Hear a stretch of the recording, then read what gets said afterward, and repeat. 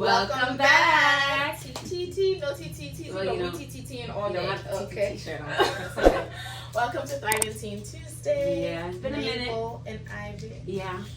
Ebony and Ivory. Ebony and Ivory. Ah! And then we have a special guest today. You want to introduce yourself? Hello, nice to see you. My name is Prince Owusu Mensah. That's my cousin, guys. Yes. So today he is here to drop some gems for us, for you and for us, because I feel like as we're talking, we're also learning. Yep. So our topic for today Is financial literacy. All right. Yes. Financial planning, financial Yes. literacy, finance, money. Yes. Okay. 'Cause You're never money's too young to know about money. Exactly. And money makes the world go round. Uh-huh. Yeah. So, Prince, tell us a little bit more about your background. Sure. So I went to Virginia Tech, go Hokies, Okay. and I actually majored in financial planning at Virginia Tech. So I graduated in 2016, and that sounds old saying that. In that time, since I've worked in the industry, I've worked at different firms. In my current capacity, I work as a financial planner Okay. for a firm based out of Illinois. And we do all things from income tax, estate planning, retirement, cash flow, insurance, you name it. We advise on it. So that's what I do now. Okay. Awesome. What got you to become a financial planner? Yeah.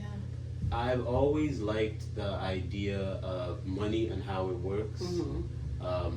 Even in middle school, I was selling snacks that I would get from the dollar store. Little stuff like that. So I was fascinated with the wealthy and how do you become wealthy and how do you utilize money as a tool to live your best life. And that's what financial planning is learning the game of money, learning the rules of money and how to make it work for you and how to utilize it to be able to enjoy your time on earth as much as you can. Period. I love that. So what age do you think people should start concerning themselves with finances? I think you should enjoy your childhood. It's funny, Yes. you know, when you're a kid, you just think your parents are this endless vault of money and they have it all. Like, can I have McDonald's on the way home? You got McDonald's money? The struggle is real. Real today. Can we go to the mall? I want to buy shoes. I'm like, ma'am.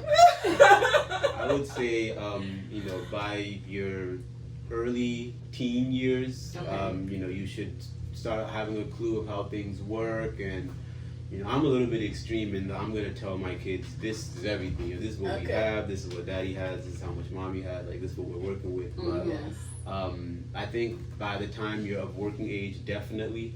But before then, you know, maybe an allowance or a budget or just, you know, getting some money for chores, something, whatever whatever method you use to let them know that, you know, you work for a certain amount and then you kind of go from there.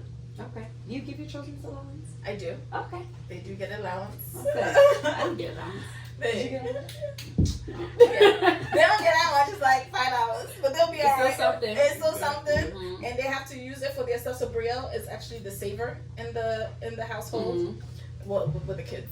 And so she's actually saved enough money to go and buy her shoes that she wants us to go to the mall. So when I told her no, she was like, "But you know, technically, in my Capital One account, I have Period. money." I know that's right. So I can afford it. And I was like, "Oh, okay." And I said, "You gonna have some money left over?" She goes, "Yeah, I have plenty of it." I said, "Okay, then that's fine."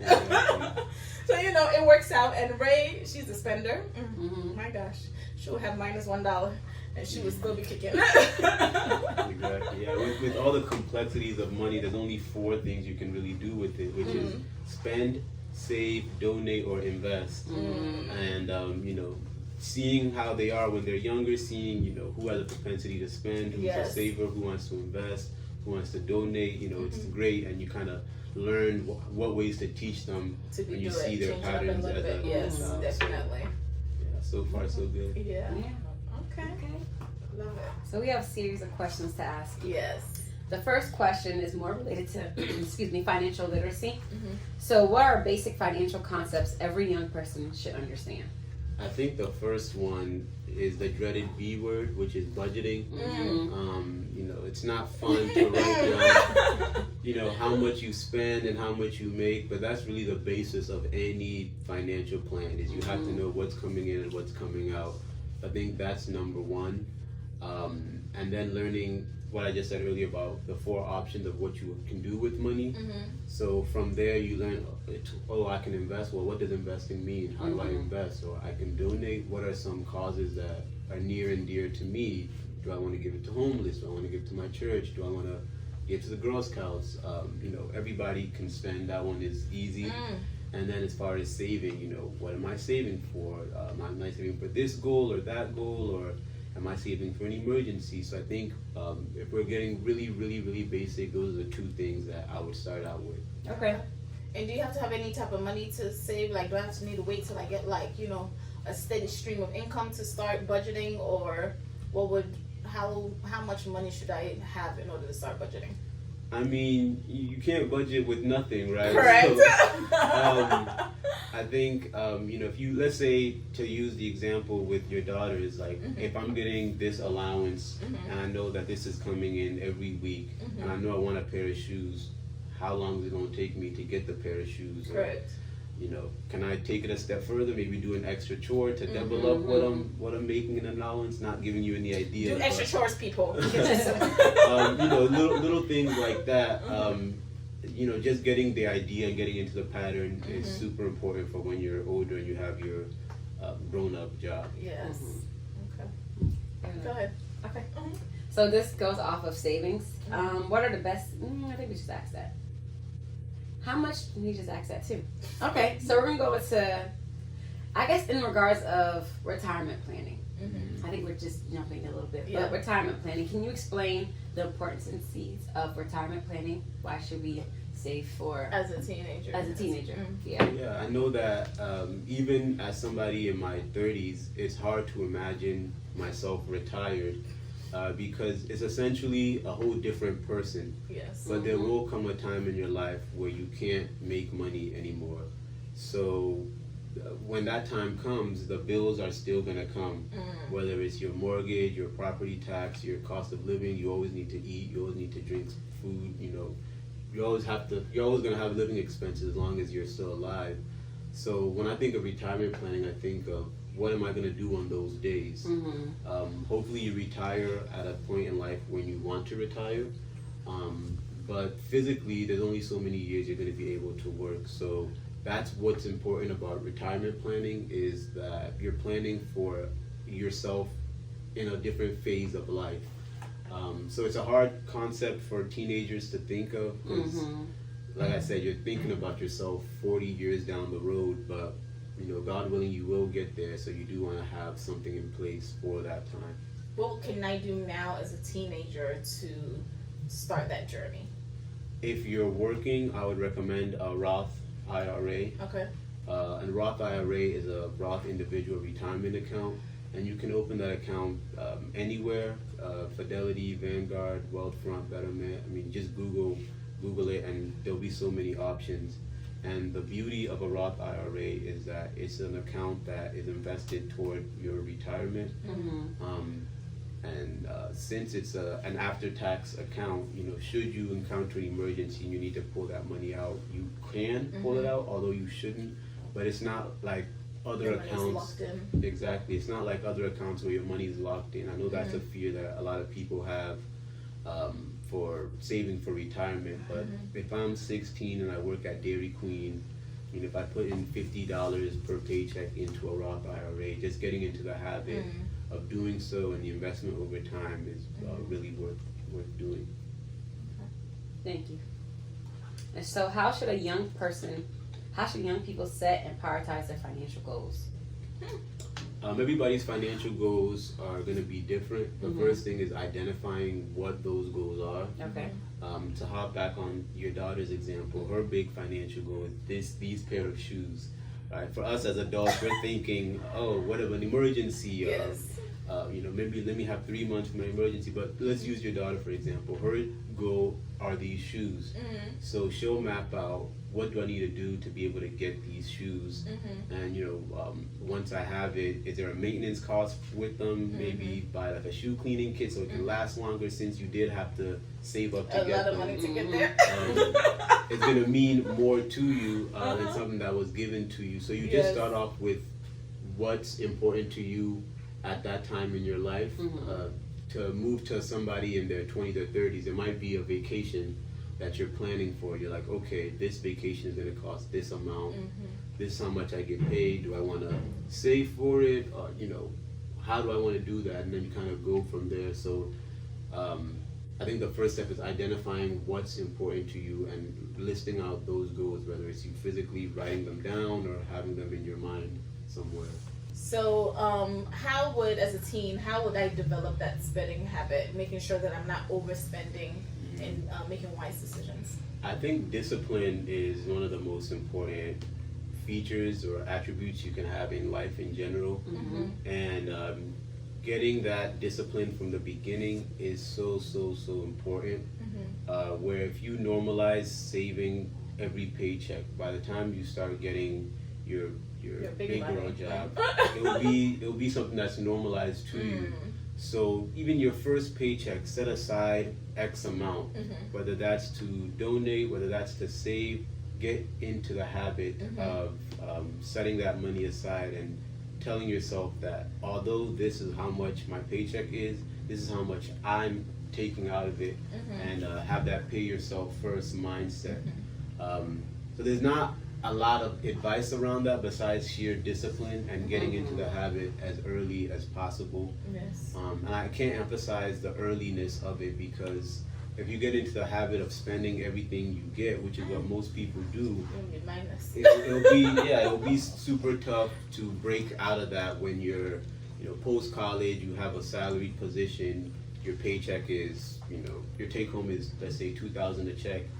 Your mindset is gonna say, what can I get with $2,000 a check, instead of, oh, what can I get with $1,500, because I know that this amount has to be saved. So that discipline is super important. Yeah.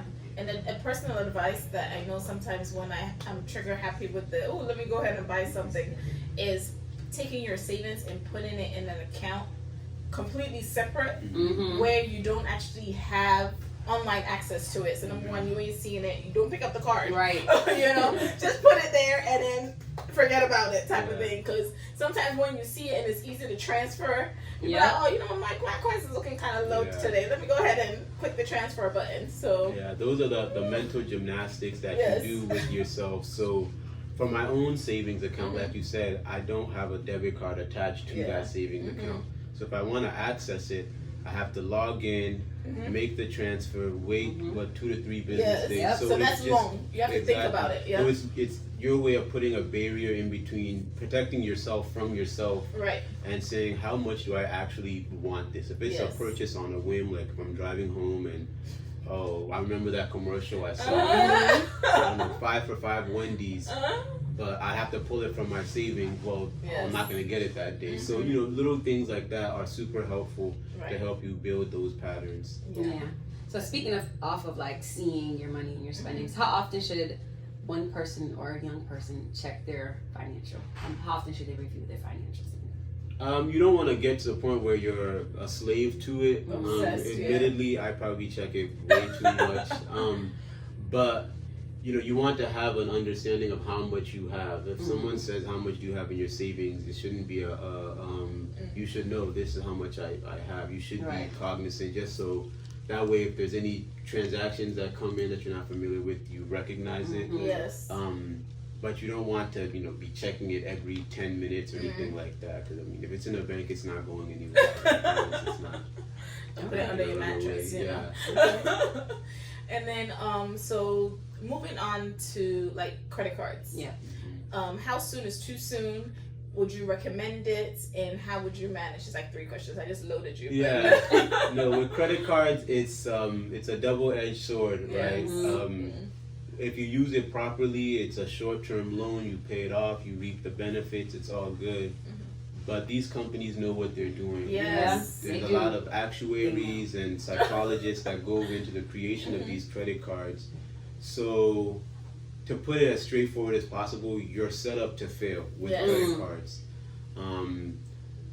It's just like you said with the strategy of moving your savings away from your checking so you don't transfer it. With credit cards, it's a short-term loan immediately. There's no barrier. All you gotta do is swipe the card, and you can have whatever you want. So it's very easy to build a lot of debt doing that because you don't have to tell yourself no with a credit card. I would say if you're going to use credit cards, you should always be able to immediately pay it off. Even if you don't make the transfer right then and there, you shouldn't be making The money should be there. Exactly. You shouldn't be making a purchase where you'll have the "I'll figure it out later" mindset. And if you do the proper planning and you have an emergency fund, credit cards shouldn't take place of your emergency fund. So I would say use it responsibly if you do use it, but just proceed with caution. Yeah. Okay. Okay. Okay. The last two questions. The more practical advice. What are some common financial mistakes young people make, and how can they be avoided? I would say the most common mistake that young people make is they don't track it. We all heard the phrase, "Oh, I don't know what happened to my money." Well, Yes. I mean, unless you got robbed or something, you spent it. That's, Right. that's what happened to it. So you happen to your money. Exactly. So just knowing what you're doing with it, being intentional, having goals, that will prevent you from that just kind of frivolous, mindless spending. I would say, especially when you're young, enjoy your money, right? There's not a lot of times in your life where somebody's paying for your groceries, somebody's paying your rent, somebody's paying your health care, somebody's Must be nice. That's good old days. somebody is paying for your existence on earth. So if you have shoes that you want to save for, get the shoes. Yeah. But I would say just build those habits because they'll pay dividends, no pun intended, when you're older and you are making your own money. So I think that's probably the most common mistake is just not knowing what's happening. Build those habits, y'all. Yeah. Mm-hmm. And even if you don't have a job and your parents give you money through chores or they're just nice and decide to give you some money, I think also having that mindset, because I feel like when you get free money, we don't take it too seriously. Yeah. And you can save free money too, okay? Yeah. So like you get your birthday, people give gifts or money or whatever, and some people, the little one, will spend all of it in the same weekend. Well, I just got this for my birthday. I didn't, it's my money. Okay, but you please also, guys, get in a mindset of free money is also not free. Yeah. But save it. Yeah. And do other stuff with it as well. Exactly. And then one thing that you could do is maybe like a homeless shelter, or literally if you walk by somebody that's home, ask her, hey, do you want to donate $1 today or something like that, so that she sees all four options and can weigh her. Oh, like it felt really good to help. This person get a sandwich or just so they could see. And then with the savings, when your saving is tied to a goal, it's easier to save. If you're telling someone to just put money, save forever. put money in an account where they can't access it, in their mind it's like, well, what's the point of this? Right. So, show them the value of saving, show them that the money can grow, and that instead of getting a $20 shopping spree, you can have a $80 shopping spree down the line, which will be more fun or an experience, whatever the goal might be. So just exposing them to more things and kind of letting them make up their mind as you go. And I think a point that you made that I would definitely encourage others to make is, you mentioned that in middle school you were buying snacks from the dollar store and reselling them. I think we have to have that mindset, right? Of thinking outside of the box. Maybe I can't go and clock in, but what are some other things that I can do to earn? It doesn't have to be, you don't have to go and earn $100, but earn something. Because $1 is better than zero. Yeah, definitely. When I was a teenager, one thing I did was yard work around the neighborhood. Facts. You don't go outside no more. No, sorry. Always be safe and be mindful of that. But if there's little things you can do to make a little something extra, then that's always a bonus, and it puts you further ahead of the game. So I have dog walking, babysitting. There you go. That's a good common one. There's a lot of jobs out there. A lot of things. Be nice to your parents. Maybe they'll pay you too. Any other questions? I mean, I have one more. Okay. The last question is, can you share any success stories of any young clients who followed good financial practices that you gave them? A lot of times the success will be seen in the long run because it's a long-term game. But one of my proudest moments was when my nephew graduated college. He got some money for graduation, and he's like, well, I want to start investing. So Okay, I period. pointed him to a Roth IRA, and he opened it up. And not just that, a few weeks later, he called me with his friend on the phone. He said his friend wanted to start investing as well. Okay. Mhm. So just, being mindful, starting young, and it's a success story down the line, Mhm. right? He's 20 something right now. It doesn't mean much now. The account value isn't going to be super high, but when you look back at it and you're 50 something, You be and like, that man, account Glad I has, did what I did. Yeah. that account has 1.3 million in it. You're like, wow, this, call me. yeah, this is great that I started it at that age. So a lot of times the wins aren't immediate; Mhm. they're delayed, but I'm okay with that. That's Okay. okay. Yes. Well, Thank you. thank Thank you you. for sharing. Yes. Mhm. Thank So you we- both for having me. Yes. Mhm. So we hope you guys learned something, as I personally learned some stuff too. I'm about to go Right. talk to my kids. But thank you guys for tuning in. And as you know, we were living our life because we are not a slave to the camera, but Yeah. we will be back with some more financial topics throughout the Yeah. month as well. So stay tuned. Feel free to comment, like, and subscribe. Yay. Bye. Thank you.